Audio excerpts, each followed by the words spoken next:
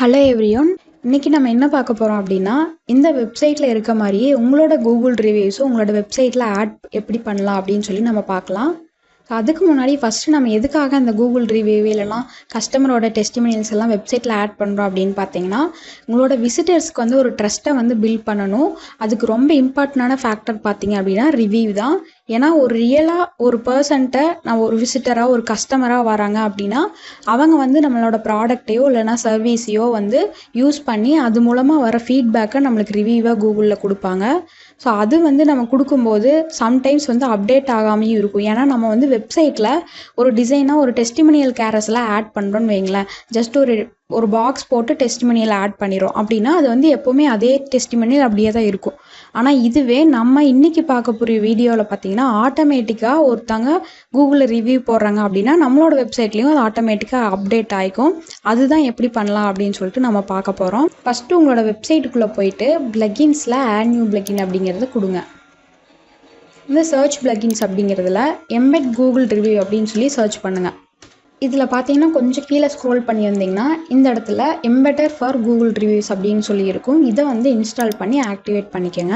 இங்கே வந்து ஸ்கிப் அப்படின்னு கொடுத்துட்டு இதை க்ளோஸ் பண்ணிடுங்க.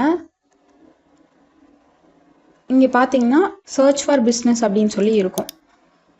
இதில் வந்து உங்களோட பிஸ்னஸ் நேம் வந்து டைப் பண்ணுங்கள். இதை நீங்கள் போட்டுட்டு சர்ச் பிஸ்னஸ் அப்படிங்கிறத கொடுங்க. இப்போ வந்து அது சர்ச் ஆகிட்டு இருக்கும். இங்கே பார்த்தீங்கன்னா உங்களோட பிஸ்னஸ் சப்போஸ் கூகுளில் நீங்கள் இருந்துச்சு அப்படின்னா இந்த இடத்துல காமிக்கும். அதை செலக்ட் பண்ணிக்கோங்க. செலக்ட் பண்ணிட்டு இந்த இடத்துல புல் ரிவ்யூஸ்னு இருக்கும். இதை வந்து கொடுத்துருங்க. இப்போ இந்த இடத்துல சேவ் சேஞ்சஸ் அப்படிங்கிறத கொடுத்துருங்க. கொடுத்துட்டு இங்கே கொஞ்சம் கீழே வந்தீங்க அப்படின்னா நம்மளுக்கு வந்து நிறைய டிசைன் லேஅவுட்ஸ் வந்து கொடுத்துருப்பாங்க. இப்போ ஃபஸ்ட்டு ஒன் பார்த்தீங்கன்னா இந்த சார்ட் கோடு யூஸ் பண்ணோன்னா நம்மளுக்கு டிசைன் லேஅவுட் வந்து இந்த மாதிரி இருக்கும்.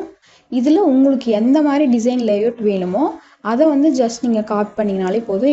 இந்த சார்ட் கோடை வந்து நீங்கள் காப்பி பண்ணிக்கோங்க. உங்களுக்கு பேஜில் எந்த பிளேஸில் வேணுமோ அந்த பிளேஸில் போயிட்டு ஆட் எலிமெண்ட் கொடுத்துட்டு சார்ட் கோட் அப்படின்னு சொல்லி நான் சர்ச் பண்ணுறேன். இதை நான் எடுத்துகிட்டு வந்து அப்படியே உங்களுக்கு எங்கே வேணுமோ அந்த இடத்துல நீங்கள் ப்ளேஸ் பண்ணிட்டீங்கன்னா போதும். பண்ணிவிட்டு அந்த சார்ட் கோட் நீங்கள் காப்பி பண்ணதை அப்படியே இதில் பேஸ்ட் பண்ணிடுங்க. பப்ளிஷ் பண்ணிடுங்க. பப்ளிஷ் பண்ணிவிட்டு இப்போ நம்மளோட வெப்சைட் எப்படி இருக்குன்னு சொல்லி நம்ம செக் பண்ணலாம்.